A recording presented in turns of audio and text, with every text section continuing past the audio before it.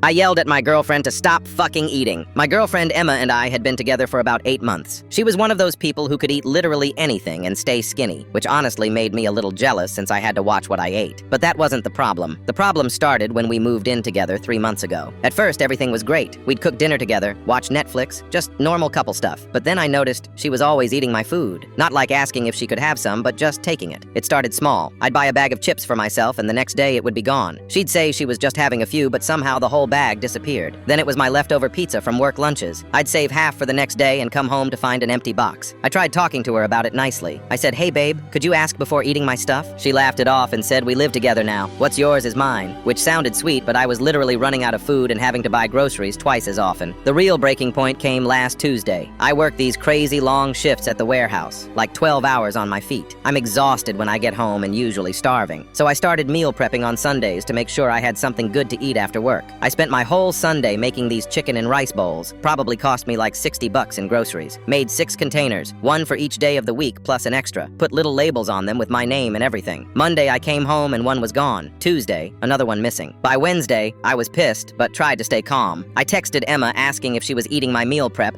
and she said she was just really hungry when she got home from her part-time job at the coffee shop. Thursday, I came home absolutely dead tired and went straight to the fridge. All my containers were gone except one, and that one was half empty.